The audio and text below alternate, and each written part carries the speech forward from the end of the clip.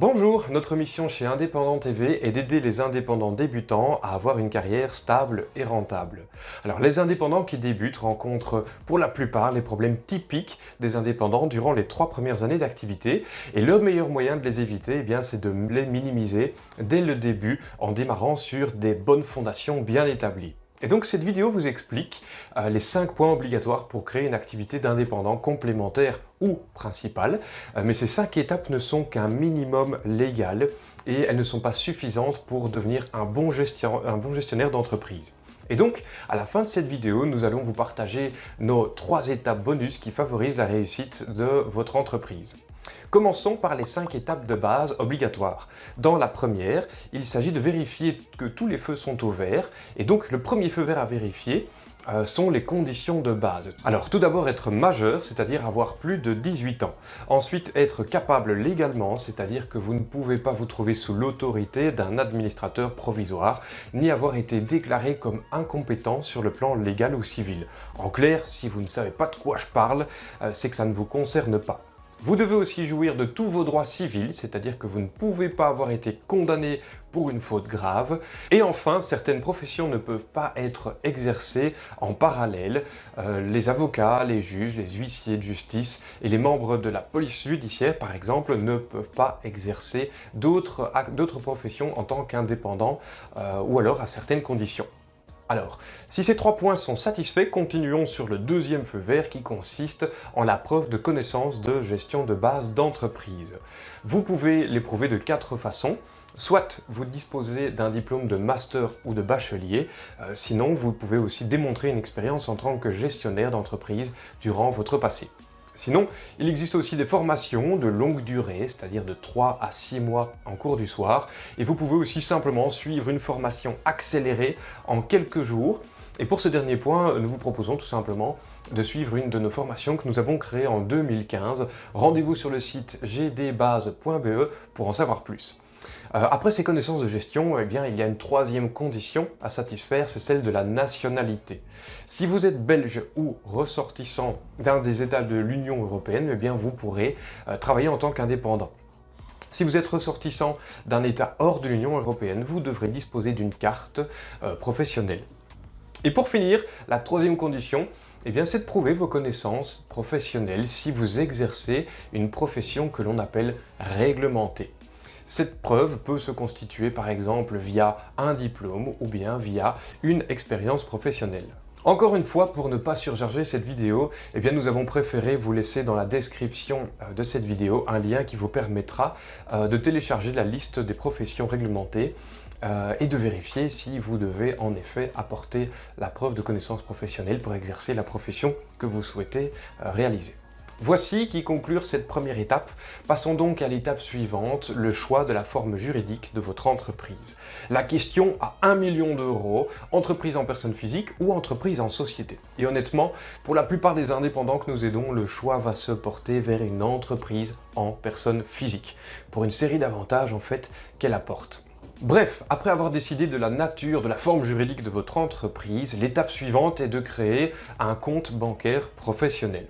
Ce compte bancaire va vous permettre de payer les dépenses à effectuer dans le cadre de votre activité naturellement, mais aussi d'accueillir toutes les rentrées d'argent dues à vos ventes, je vous le souhaite évidemment. Et il y a 2 grands intérêts à dissocier vos comptes personnels de vos comptes professionnels. Premièrement, en cas de contrôle fiscal, le contrôleur ne pourra accéder qu'à vos comptes professionnels et ne pourra pas analyser vos dépenses personnelles, sauf en cas de suspicion de fraude, mais on part du principe que les gens qui nous regardent sont totalement irréprochables. Le deuxième avantage est de mieux faire la part des choses entre votre argent personnel et les bénéfices bruts de votre entreprise qui ne vous appartiennent pas entièrement, puisque vous devrez encore payer de la TVA, des cotisations sociales, mais aussi des impôts. Passons maintenant à la 4e étape qui consiste en la création de votre numéro d'entreprise et de votre numéro de TVA. Le numéro d'entreprise permettra de vous identifier en tant qu'indépendant auprès de vos clients, auprès de vos fournisseurs, mais aussi au niveau de l'État belge. Votre numéro de TVA vous permet d'être référencé au niveau européen et permet de collecter la taxe de la TVA auprès des indépendants. La création d'un numéro d'entreprise et d'un numéro de TVA vous coûtera à peu près 2 fois 85 €, mais je vais vous donner un petit truc. Sachez en fait que vous pouvez vous-même créer votre numéro de TVA en passant par un formulaire en ligne et ceci ne vous coûtera absolument rien et vous ne devrez plus que payer à peu près 85 € pour votre numéro d'entreprise. Dernière étape, l'affiliation à une caisse d'assurance sociale. Les indépendants payent en fait des cotisations sociales à une caisse d'assurance sociale pour ensuite en bénéficier sous forme de prestations sociales en cas de pension par exemple ou bien en cas d'incapacité de travail. À certains partenaires, Sécurex en sont de bons exemples et à ce sujet, n'hésitez pas à regarder notre vidéo expliquant les différences entre les guichets d'entreprise pour que vous puissiez choisir celui qui vous convient le mieux. Voici donc les 5 étapes principales pour devenir indépendant, mais je ne vous cache pas en fait que ça ne sera pas suffisant que pour avoir du succès dans votre entreprise. Et donc on va vous proposer 3 étapes bonus que nous avons tirées de notre propre expérience d'indépendant.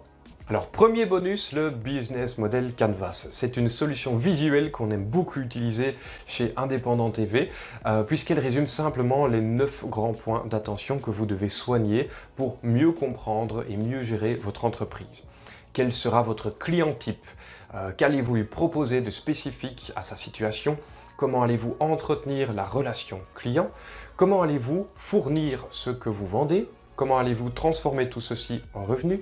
Quelles sont les activités que vous allez réaliser vous-même? Quelles ressources sont à votre disposition pour ce faire? Et qui seront les partenaires clés qui vous aideront dans cette aventure? Et enfin, tout ce que cela va vous coûter dans le cadre de votre activité professionnelle. Bref, je ne vais pas entrer dans les détails de cet outil maintenant parce que je tenais simplement à vous le présenter. On pourra rentrer dans les détails par la suite. Passons maintenant au numéro 2, bonus numéro 2, le tableau de bord de l'indépendant qui va vous aider à déterminer votre salaire net. Beaucoup d'indépendants sont déstabilisés par le fait de ne connaître que leur chiffre d'affaires qui n'est pas exactement le montant qu'ils gagnent réellement. Il faut en effet soustraire à ce chiffre d'affaires les frais professionnels pour en obtenir le revenu brut. Sur ce revenu brut, on calculera les cotisations sociales et après les avoir payées, il restera la base imposable sur laquelle on calculera le montant d'impôt à payer. Et une fois ceci payé, il reste le revenu net d'indépendant. Il s'agit là de calculs savants et nous avons développé en fait un calculateur Excel qui vous permet de calculer tout cela et de vous rassurer sur votre revenu net réel.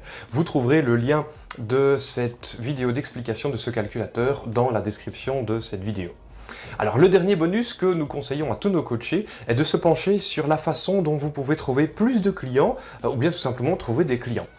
Il existe de la publicité qui est gratuite ou bien payante et vous pouvez utiliser différents moyens traditionnels comme un magasin physique, des flyers ou de la publicité TV ou radio même si ça va coûter cher. Vous pouvez aussi trouver d'autres moyens comme des moyens digitaux, les réseaux sociaux, un site internet ou une communication par email. Et vous pouvez même utiliser vos clients satisfaits comme vecteur de publicité, comme le bouche à oreille ou la cooptation. Bref, il existe une multitude de moyens de faire parler de vous et tout utiliser, eh bien, c'est le meilleur moyen de ne rien faire de bien. Et donc, votre challenge principal sur ce point est de savoir où se trouvent vos clients et de quelle façon ils aiment être contactés pour au final choisir 2 ou 3 moyens de promotion et de les développer à fond. Alors voici qui clôture le parcours de démarrage de l'indépendant. Si cette vidéo vous a plu, eh bien n'oubliez pas de cliquer sur le pouce vers le haut juste en dessous de cette vidéo et de vous abonner aussi à la chaîne pour recevoir nos prochaines vidéos. Pour clôturer celle-ci, eh bien je vais vous faire un petit cadeau en vous offrant des modules de formation gratuits pour vous lancer en tant qu'indépendant. Il s'agit d'un condensé de toutes les leçons que nous avons apprises durant nos 8 années de travailleurs indépendants. Durant 5 jours, vous allez recevoir 5 vidéos, une vidéo par jour, qui vous livreront toute une série de bonnes pratiques pour que vous puissiez éviter les embûches, éviter les ennuis que chaque indépendant débutant rencontre au début de son activité. Et donc pour avoir accès à ces 5 vidéos, cliquez sur le lien juste en dessous en description de cette vidéo et à tout de suite dans ces modules de conseil.